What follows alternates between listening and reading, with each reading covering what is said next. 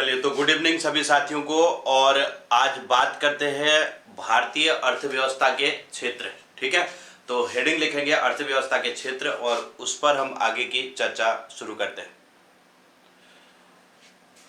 ठीक है, सभी को गुड इवनिंग। और बात कर रहे हैं अर्थव्यवस्था के क्षेत्र।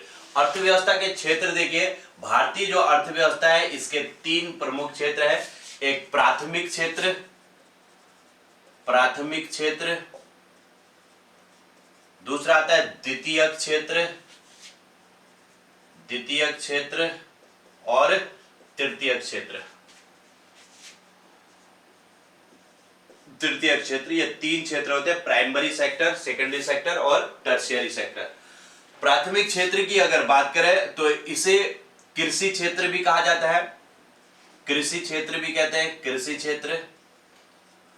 और इसे उद्योग क्षेत्र भी कहते हैं या निर्माण क्षेत्र कह लो। उद्योगों का जो क्षेत्र है उद्योग क्षेत्र। और इसे सेवा क्षेत्र भी कहते हैं, सर्विस सेक्टर, सेवा क्षेत्र।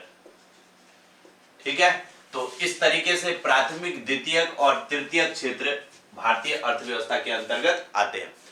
अब इसमें देखो, प्राथमिक क्षेत्र में कौन कौन सी गतिविधियां ऐसी हैं जो प्राथमिक क्षेत्र के अंतर्गत आती है और कौन सी गतिविधियां ऐसी है जो द्वितीय क्षेत्र में आती है और कौन सी तृतीय क्षेत्र में आती है, ये हमें समझना पड़ेगा। इसमें प्राथमिक क्षेत्र है, प्राइमरी सेक्टर, तो इसमें कृषि आएगा। सबसे इंपॉर्टेंट इसका जो क्षेत्र है वो कृषि है, सबसे ज्यादा योगदान।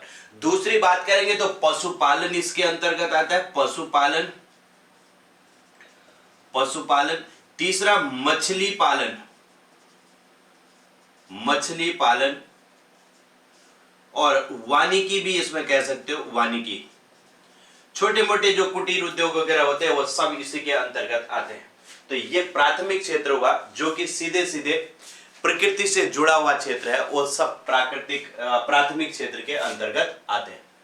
ठीक, अब बात आती है द्वितीय क्षेत्र में, तो सबसे इंपॉर्टेंट इसमें उद्योग क्षेत्र आता है, उद्योग इसके अंतर्गत आते हैं। तो उद्योगों को ध्यान रखेंगे, सबसे इंपॉर्टेंट उद्योग ही रहता है। इसके अलावा इसमें निर्माण हो गया, निर्माण किसी भी जिन चीजों का निर्माण किया जाता है वो सब इसी के अंतर्गत आते हैं।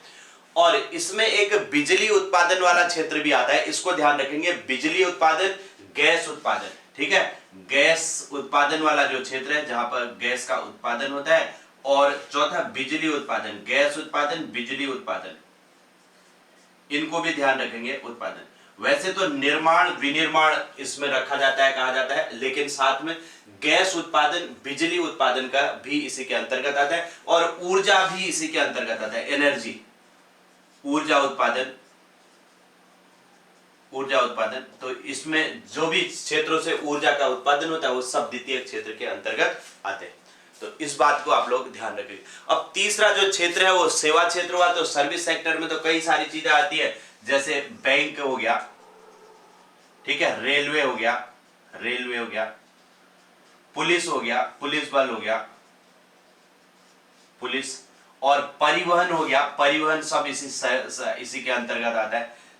परिवहन में सभी प्रकार के आ जाएंगे, रेलवे भी, रेलवेज हो गया, ऐसे ही एयरवेज हो गया, रोडवेज हो गया, ये सब इसी के अंतर्गत आएंगे। संचार आता है, संचार, कम्युनिकेशन, संचार के जो साधन होते हैं।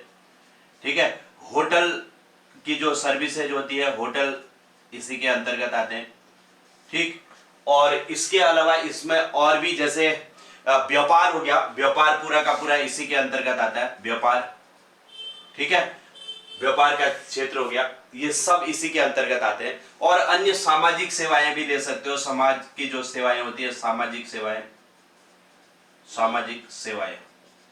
ये सारी सर्विस सेक्टर के अंतर्गत आती है। ठीक है, बैंक हो गया, रेलवे, पुलिस, परिवहन, संचार, होटल, व्यापार, सामाजिक सेवाएं, ये सारी तृतीय क्षेत्र के अंतर्गत आती है। क्लियर है? तो ये है प्राथमिक क्षेत्र, द्वितीय क्षेत्र और तृतीय क्षेत्र।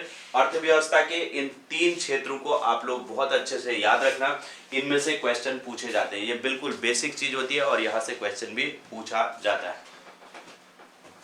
ठीक, जल्दी से इसे बना लो। अब फिर हम बात करते हैं राष्ट्रीय आय में योगदान।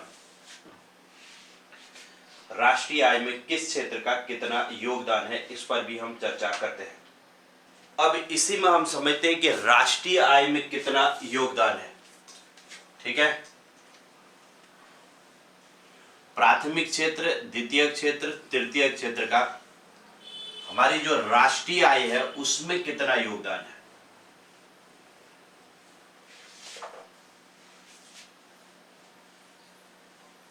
जो प्राथमिक क्षेत्र है इसका वर्तमान में सबसे कम योगदान है, जबकि सेवा क्षेत्र का सबसे ज्यादा योगदान है। इस बात को आप लोग ध्यान रखेंगे। ठीक है, अब इसी में अर्थव्यवस्था के क्षेत्रीय हो गए। अब बात करते हैं राष्ट्रीय आय में योगदान। ठीक, राष्ट्रीय आय में योगदान,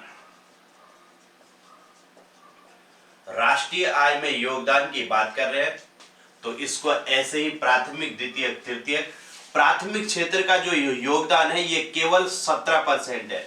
वर्तमान में कितना परसेंट है पहले भी मैंने बता रखा है, भारतीय अर्थव्यवस्था की जब विशेषता बताई है 17%, और इसका मैंने आपको बताया था 30% राष्ट्रीय आय में योगदान है, जबकि बचा कितना 53% योगदान इसका है। ठीक है, प्राथमिक क्षेत्र का योगदान 17%, द्वितीय क्षेत्र का 53% और तृतीय क्षेत्र का 53%, मतलब ये इसका योगदान सबसे कम है और इसका योगदान सबसे अधिक है। तृतीय क्षेत्र का योगदान सबसे अधिक। अगर पूछा जाए राष्ट्रीय आय में सर्वाधिक योगदान किस क्षेत्र का है तो तृतीय क्षेत्र का।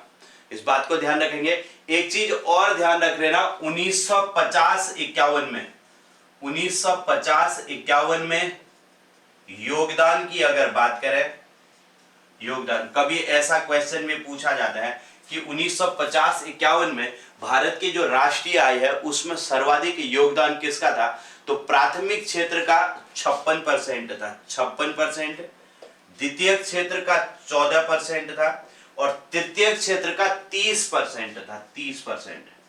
तो इस तरीके का ये डेटा था। ठीक है, तो 56%, 14% और 30% का योगदान था प्राथमिक, द्वितीय और तृतीय का 1950-51 के समय।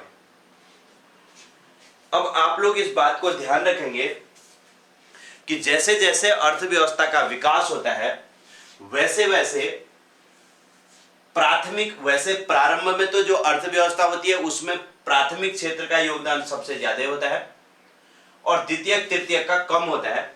लेकिन जैसे जैसे अर्थव्यवस्था का विकास होगा, इस विकास के क्रम में प्राथमिक क्षेत्र का योगदान कम होता जाएगा, द्वितीय और तृतीय का बढ़ता जाएगा। ठीक है, अगर द्वितीय और तृतीय क्षेत्र का योगदान ज्यादा है राष्ट्रीय आय में, इसका मतलब अर्थव्यवस्था का डेवलपमेंट हो गया है। ठीक है, हो रहा है।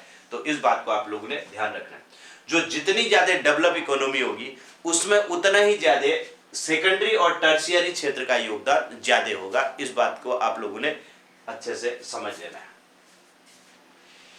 ठीक है, अगर पूछा जाए कि भाई अगर अर्थव्यवस्था का विकास होता है तो विकास के क्रम में किस क्षेत्र का विकास बढ़ता है, प्राथमिक का, द्वितीय का, तृतीय का, तो द्वितीय और तृतीय, विशेषकर से तृतीय क्षेत्र का योगदान बढ़ता जाता है।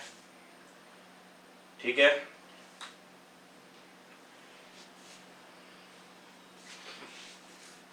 अब यहां से हम आगे बढ़ते हैं और बात करते हैं राष्ट्रीय आय की। इसको थोड़ा सा समझने का प्रयास करते हैं कि राष्ट्रीय आय क्या होती है। नेशनल इनकम लिखा इतना सबने,